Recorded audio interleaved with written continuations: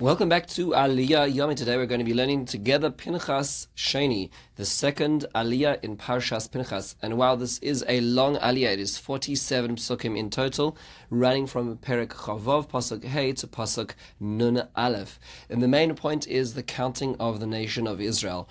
We hear about the count of all of Israel and certain details that were thrown in there about some of the tribes. So just as a basic overview summary, we hear that in the tribe of Reuven, there are 4 heads of family, 43,730 in total count. And we're told about Dasan and Aviron and the whole business of Korach. Then we hear about the tribe of Shimon with 5 heads of family and 22,200 in count. That's a severe drop in numbers, and that's because of the plague, which wiped out a lot of Shimon following the episode of Baal Peor in the whole Zimri and Cosby episode. Then we hear about the tribe of Gad with 7 heads of family, 40,500 count. We hear about the tribe of Yehuda with 5 heads of family and 76,500 count. Thrown in as the details about Er and Onan and the family of Yehuda, which did make it and did not make it as well. We then hear about Zevulun with 3 heads of family and 60,500 count. The tribe of Menashe, 8 heads of family, 52,700 and is 52,700 count. And we hear about the daughter of Tzlofgad who come from Menashe. There afterwards you hear about Ephraim with 4 heads of families and 32,500 as their number count. Notice that Ephraim and Menashe are switched from the first count in Parshas Bamidbar to Parshas Pinchas 40 years or 39 years later. We now hear about Binyamin, who has 7 heads of family and 45,600 in their counts, and the tribe of Dan with 1 head of family and 64,400 count. Asher, 5 heads of family, 53,400 count, and we also hear about, as the details, Serach Bas Asher, who's listed here. Then we hear about Naphtali with 4 heads of family, 54,400 count, and the final tally is given at 600,730 men above the age of 20 who are part of the army. So let's understand a few basic questions on this Aliya, just to understand this in context. First of all, why are we counting here? Why does this count happen? Rashi quotes the Medrash Tanchuma, which gives us 2 options. He gives us a parable to a shepherd who has a wolf attack the sheep, and he comes back and he sees the wolf have ravaged some of the sheep in the corral, so he goes afterwards to count and see who the remaining sheep are. So Hashem has just seen that there's been a plague among Israel, so he now counts Israel to see who has survived after the whole plague ensuing after the deaths at Baal Peor. That's what he's asking Moshe to do. Another possibility the Medrash Tanchuma suggests is that when Moshe received the reins of leadership, the beginning of the desert, he counted the Bnei Israel. Now that he's handing them off to the next leader, this is the end of the desert experience. Most of our parasha is focusing on looking into the land of Israel, and being as that's the case, Moshe now has to hand them off. He needs to count them again as he hands them over. Another question, what are the heads of the families based on?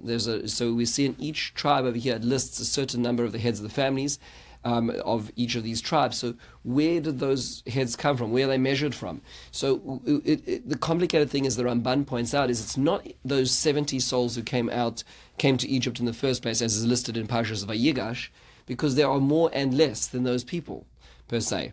It's also not all the children of each Shevet, because as an example, Binyamin has 10 children, but only 7 of them are listed here as the Rosh Avos. So which is it? So the Ramban says perhaps these emerged as natural leaders or family leaders when in Egypt, and they became the Rosh Avos based on their leadership, based on the initiative they took, and for the rest of the nation. And that's perhaps how they emerged, because it isn't about all the children or all the Boyei Mitzrayim. Rashi points out famously that each head of family is ensconced in the letters Hey and Yud. So, for instance, in the first one we hear about Mishpachas Chanoch, and is called Ha-Chanochi. So the family name the family name is Chanoch, and he is Ha-Chanochi with a Hey at the beginning and a Yud at the end.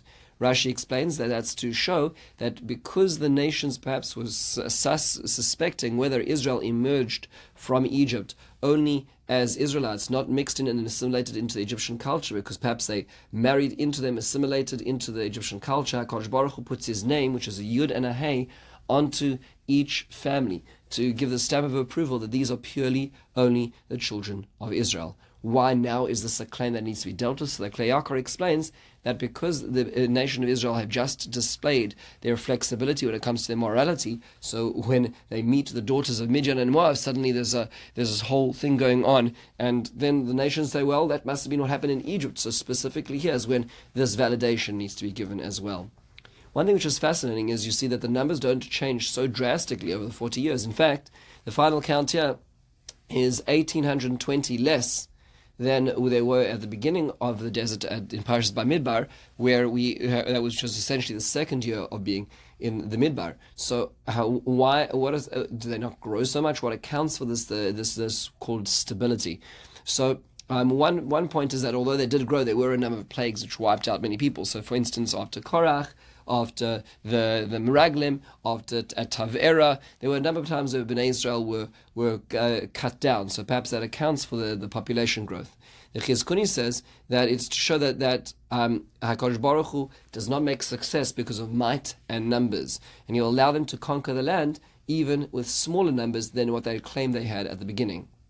The Klei Yaakov points out that despite the plague of Baal Peor, despite all these terrible times where Bnei Israel lost people, HaKadosh Baruch Hu is demonstrating that they never dropped below the 600,000 number, which is the basic number of completion in the nation of Israel as well. Finally, the Rabbeinu Bechaya points out that it's important to remember that the number of Israel is not exactly correct, because we're only counting the men of 20 years and above and army servicemen. This excludes women. This excludes young children. This excludes the sick and elderly, those people who perhaps would have the ability to be outside of the service of the army.